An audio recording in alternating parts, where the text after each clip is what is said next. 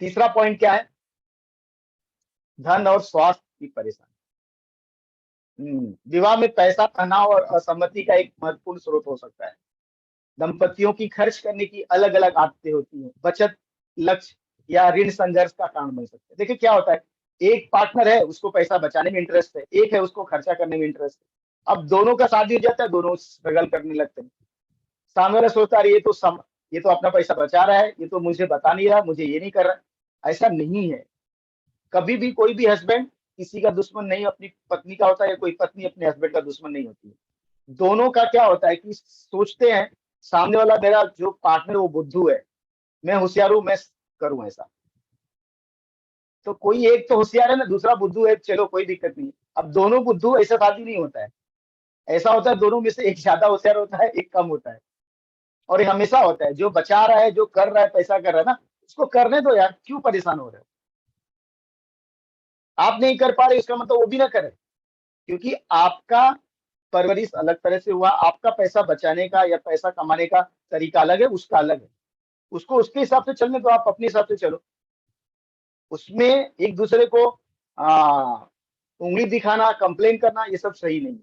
दूसरा होता है, बहुत सारे लोगों की स्वास्थ्य समस्याएं होती है, मतलब हेल्थ का वजह से भी बहुत सारे प्रॉब्लम चल रहे हैं। जैसे कोई पुरानी बीमारी है, कोई किसी को इमोशनल गैप है, किसी का ईगो का प्रॉब्लम है, किसी का कुछ। तो आपको वो बार बार ये नहीं करना है, तुम ऐसा करो, तुम ऐसा करो, तुम्हारी ये बीमारी।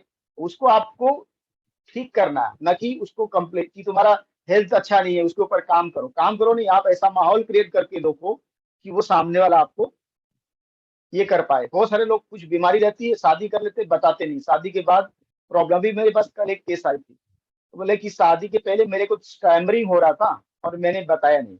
शादी के बाद वाइफ बोल रही कि डिवोर्स चाहिए मुझे।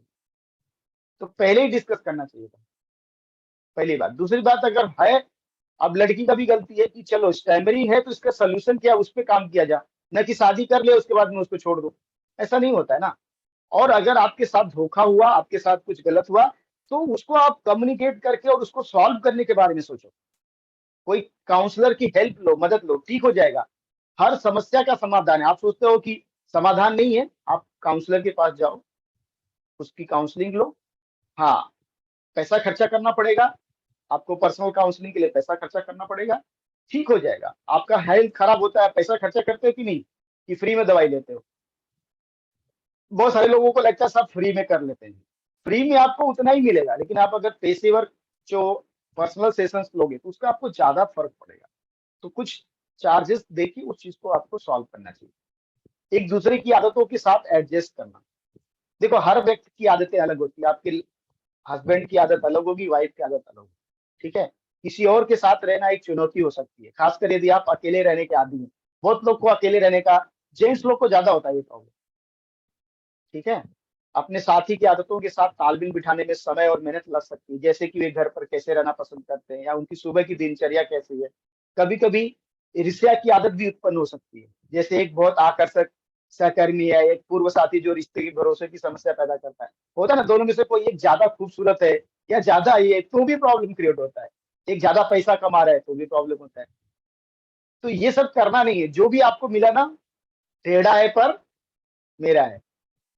मैं क्या बोलता हूँ, टेढ़ा है पर मेरा है। तो ये आपको अंडरस्टैंड करना पड़ेगा, ठीक है। मैं ये चीजों को लेता हूँ एक एक करके, फिर मैं आपको लास्ट में सब समझाऊंगा, समरी दूंगा। पारिवारिक मूल्यों में अंतर होता है। देखो, जब दो परिवार मिलते हैं ना, लड़की और लड़के का, दोनों के पारिवारिक मूल्य बहुत अलग होते हैं। पारिवारिक मूल्य और परंपराएं अलग होती हैं। विवाह में जब जोड़ा बनता है तो कपल्स के परिवार में बहुत तरह की भिन्नताएं होती हैं, मतभेद होते हैं। विशेष रूप से अगर दूसरे धर्म या जाति में विवाह हो तो छुट्टियों और विशेष अवसरों के दौरान बहुत संघर्ष होता है कि उसके यहाँ अलग सिस्टम था, आपके यहाँ अलग सिस्टम है। अगर आपने उसको एक्सेप्ट कर लिया है तो अब उसको अपना बनाओ। अपने पार्टनर के हिसाब से आपको चलना पड़ेगा। आप दूसरे मान्यताओं को मानते हो, लेकिन आपने अपने पति के यहाँ आ गए तो अपने पति की मान्यताओं को आपको मानना पड़ेगा। अपनी मान्यताओं को थोड़ा कम कर दो। नहीं करोगे तो चीजें बदलेंगी। आप बोलोगे नहीं नहीं नहीं, मेरे को जो बताया गया था मैं वही तो लेके चलूंगी, मैं अपने पति का क्यों करूं? या पति सोचेगा अब मेरा ही सब करना चाहिए, पत्नी का कुछ भी ये नहीं। दोनों को एडजस्ट करना पड़ेगा। आपको अपनी मान्यताओं को चेंज करना पड़ेगा, अपने विश्वास, अपने मूल्य जो क्योंकि ये अगर करोगे तो आपके रिश्ते में तनाव पैदा करेगा। क्योंकि क्या होगा ना, स्ट्रेस होगा। क्योंकि सामने वाले को आपका चीज पसंद नहीं आएगा, और चाहे हस्बैंड हो या वाइफ हो, ठीक है। बहुत सारे लोगों में प्रॉब्लम क्रिएट क्यों होता है, क्योंकि घरेलू जिम्मेदारियां बताई नहीं जाती। तो ये शादी होने के बाद तेरी घरेलू जिम्मेदारी बढ़ जाएगी। अब हस्बैंड को क्या लगता है, बहुत बार जेंट्स लोग को ये बहुत खासकर प्रॉब्लम है कि यार घर का सब काम करना लेडीज की जिम्मेदारी। ऐसा जरूरी नहीं भाई, थोड़ा आपको भी, अगर वर्किंग है आपकी वाइफ ना, तो आपको जरूर थोड़ा सपोर्ट करना चाहिए। भले मेड घर पे हो, कुछ हो, तब भी थोड़ा जिम्मेदारी थोड़ा सा ले लो। अगर वो हाउस वाइफ है तो बहुत सारा खुद ही कर लेगी, आपको नहीं परेशान करेगी, ठीक है। सफाई, खाना पकाने और किराने की खरीदारी से घरेलू कार्यों का प्रबंधन करना, ये कपल्स के लिए स्ट्रेस पैदा करता है, ठीक है। ये बहुत इंपॉर्टेंट है, इसमें आपको क्या क्या करना है तो आपको समझ के लेना है। मैरिज के बाद कपल्स में एक दूसरे के काम और व्यक्तिगत शौक के बीच भी अपना संतुलन करने की बहुत आवश्यकता हो सकती है। जैसे कभी कभी लेडीज को मूवी देखने का बहुत शौक है और जेंट्स को नहीं जाना है, लेकिन आपकी वाइफ का अगर पसंद है तो उसके हिसाब से आप जाओ, उसको लेके घूमने, थोड़ा मूवी लेके जाओ। आप बोलोगे नहीं नहीं नहीं, ऐसा नहीं होता है, आपको लेना पड़ेगा रिस्पॉन्सिबिलिटी, अपने आप को चेक। अगर ये नहीं करना है तो शादी मत करो फिर, ठीक है। दूसरी बात है कि जो इंटीमेसी में भी परिवर्तन, देखो आप शादी के पहले तो किसी के साथ फिजिकल नहीं हुए थे, या बहुत सारी चीजें अलग थी आपकी, रात को सोने का टाइमिंग, उठने का टाइमिंग, ये सब अलग था, आप फ्री थे। लेकिन जब शादी करोगे तो एक दूसरे के साथ आपको टाइम बिताना पड़ेगा, तो जो अनुभव होगा वो अलग होगा, ठीक है। आपकी जो सेक्सुअल डिजायर है उसमें बहुत सारे बदलाव आएंगे, तो आपको एक दूसरे को समझ के लेना है ना। कि अब बहुत बार लेडीज बोलते हैं कि चलो मेरे को टाइम नहीं, मैं नहीं आऊंगी तुम्हारे साथ, ठीक है। ये नहीं करना है, ये सब चीजें आपको बदलना पड़ेगा अपने लाइफ में ना। एक दूसरे के चीजों को समझना पड़ेगा, कम्युनिकेशन करना पड़ेगा, सहानुभूति रखना पड़ेगा, अंडरस्टैंडिंग करना पड़ेगा।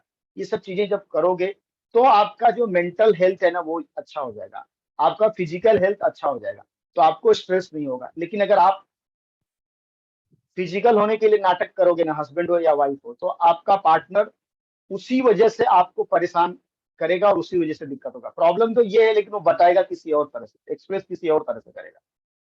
अगर आपको इसमें प्रॉब्लम है तो आप जरूर, अगर आपका सेक्स ड्राइव कम है या आपको प्रॉब्लम हो रही है, आपके पार्टनर से आपका जम नहीं रहा इस पर, तो आपको काउंसलिंग की सबसे ज्यादा जरूरत है।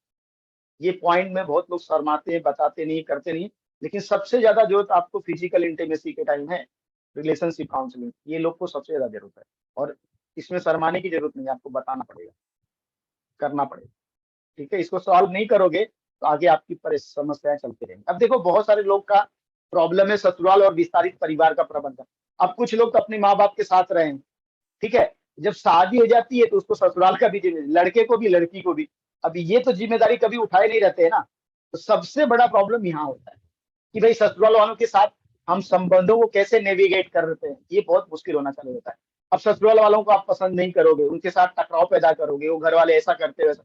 अरे भाई उसने शादी आपके साथ करके दिया ना, लड़का किसने चुना, वही ससुराल वालों ने, वही लोगों ने किया ना।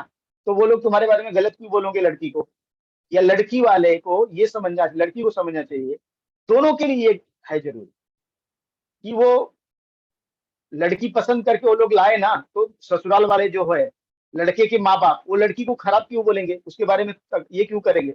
जब तक आप कुछ गलत नहीं करोगे तब तक वो नहीं बोलेंगे, उन्होंने ही शादी आपसे कराया ना।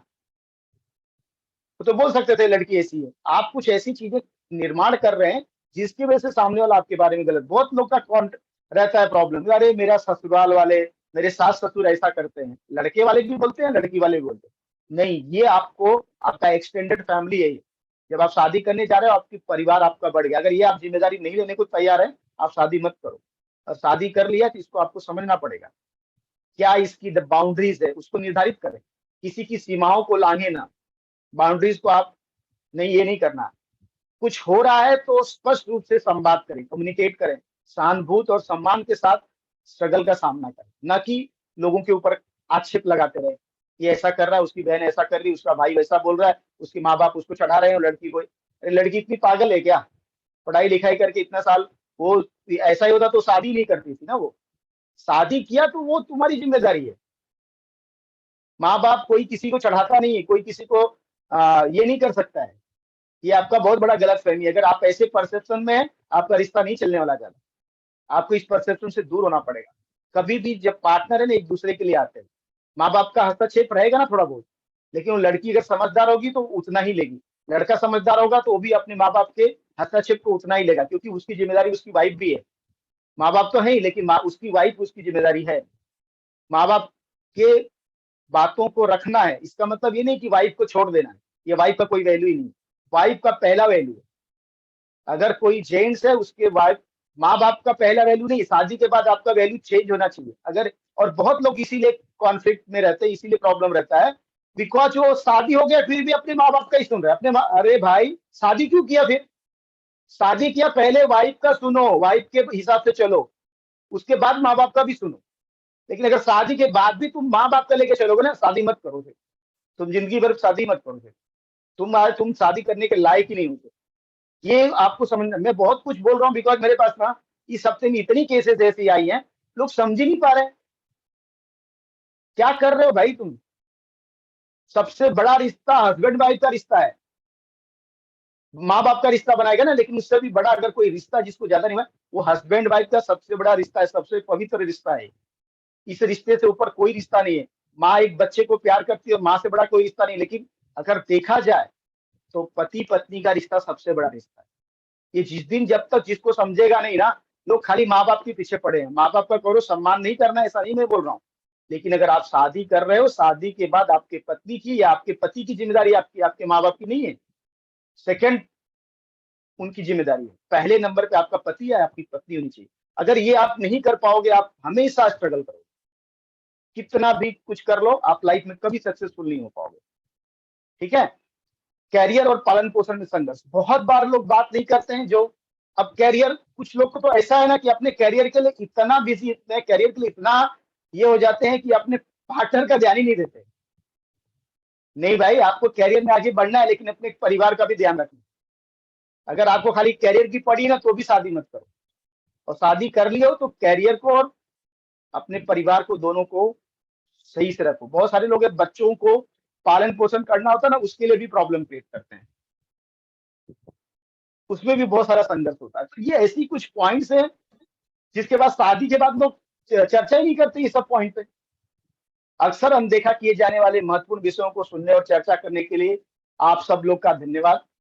आपको आज का सेशन कैसा लगा? कुछ अलग बता गया, कुछ लोग को बुरा लगा, कुछ लोग को हर्ट हुआ, तो कोई बात नहीं है।